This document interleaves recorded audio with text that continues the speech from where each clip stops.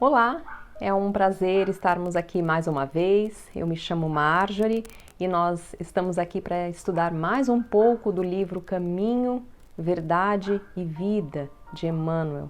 E hoje nós vamos estudar o capítulo 53, que se chama Paz. E como sempre, nós gostaríamos de convidar a todos vocês para iniciarmos o nosso estudo com uma breve prece para que a gente possa entrar em sintonia com os nossos benfeitores.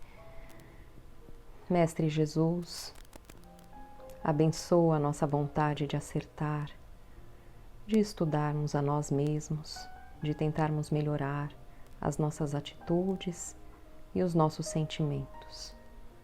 Que saibamos aproveitar cada palavra do estudo de hoje para o nosso aprimoramento e para ampliar a nossa capacidade de amar incondicionalmente, como o Senhor nos ensinou. Que assim seja. Então vamos lá. Como nós dissemos, o capítulo de hoje do livro Caminho, Verdade e Vida é o capítulo 53, que se chama Paz. Disse-lhes, pois, Jesus outra vez: a paz seja convosco.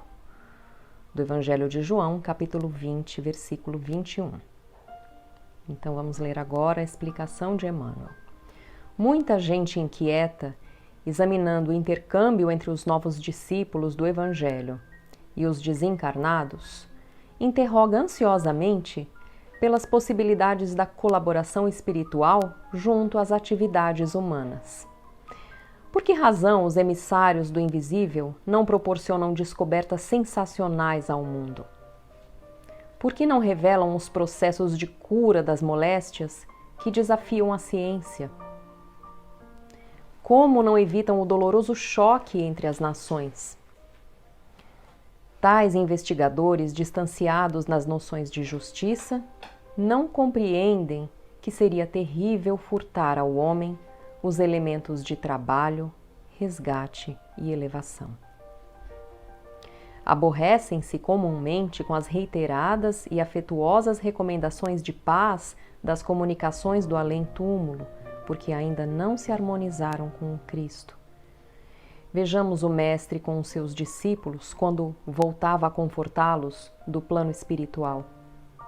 Não lhe observamos na palavra qualquer recado torturante. Não estabelece a menor expressão de sensacionalismo.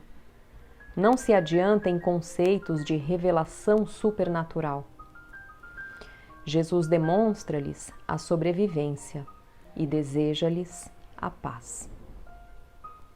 Será isso insuficiente para a alma sincera que procura a integração com a vida mais alta? Não envolverá em si grande responsabilidade o fato de reconhecerdes a continuação da existência, além da morte, na certeza de que haverá exame dos compromissos individuais? Trabalhar e sofrer constituem processos lógicos do aperfeiçoamento e da ascensão. E que atendamos a esses imperativos da lei com bastante paz é o desejo amoroso e puro de Jesus Cristo. Esforcemo-nos por entender semelhantes verdades, pois existem numerosos aprendizes aguardando os grandes sinais, como os preguiçosos que respiram a sombra à espera do fogo fátuo do menor esforço. Esse texto tão bonito nos faz refletir sobre uma tendência que muitos de nós, por vezes, temos, né? Se o plano espiritual tem a capacidade de entender as razões e as causas das moléstias, das guerras, por que não nos ajudam? Por que não notícias libertadoras que pudessem nos amparar aos passos, nos orientar escolhas e caminhos a seguir nas situações difíceis que nós temos no planeta? No entanto, como diz aqui o texto, né, nós temos um processo de aperfeiçoamento e de ascensão espiritual que cada um deve trilhar de acordo com a sua própria consciência, no seu tempo e usando o seu livre-arbítrio.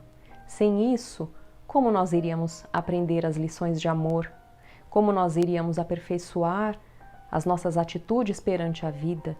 Se viessem informações prontas, simplesmente para que pudesse interromper a nossa dor? E temos que considerar também que muitas vezes, quando nós pedimos essa ajuda milagrosa, além de estarmos nos isentando das nossas próprias responsabilidades, de melhorarmos as nossas atitudes antes de pedir soluções fáceis, quem sabe não seríamos também incrédulos quando os acontecimentos e as notícias chegassem, os esclarecimentos chegassem. Portanto, o plano espiritual superior sempre nos ampara, nos dá força, nos transmite a fé necessária para que a gente avance, mas não define o caminho a ser escolhido. Isso cabe a nós, isso cabe ao nosso processo de desenvolvimento, tanto no pessoal, no momento pessoal, como também como coletividade, quando nós temos que cuidar uns dos outros em favor do bem comum.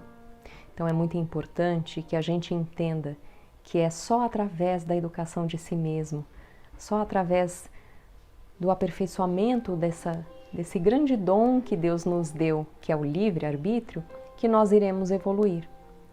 Portanto, não devemos esperar notícias sensacionalistas, como diz aqui no texto, informações que possam milagrosamente nos ajudar, nos amparar, evitar maiores tragédias. Isso cabe a nós, cabe ao nosso processo de autoeducação, a nossa habilidade de saber amar e servir o nosso próximo. E aí sim nós estaremos trilhando o caminho da paz, né? Então, antes de solicitar a ajuda, façamos a nossa parte, lembrando do exemplo do próprio Jesus Cristo. Essa lição é muito bonita, ela traz para a gente essa noção muito séria da responsabilidade que nós temos no aproveitamento da nossa encarnação atual. Então, que possamos levar as lições lidas aqui para o nosso dia a dia, para a nossa rotina, para que pouco a pouco a gente possa se melhorar. Vamos então finalizando e pedindo para que todos fechem os olhos, para que a gente faça uma breve prece, encerrando o estudo de hoje. Mestre Jesus, agradecemos a oportunidade da leitura, do estudo e da reflexão, mas que saibamos fazer com que essas letras entrem no nosso coração, transformando pouco a pouco, na medida do nosso possível, as nossas atitudes, os nossos sentimentos, as nossas vibrações, que cada vez possam mais estar voltadas para o amor de Deus. Muito obrigada.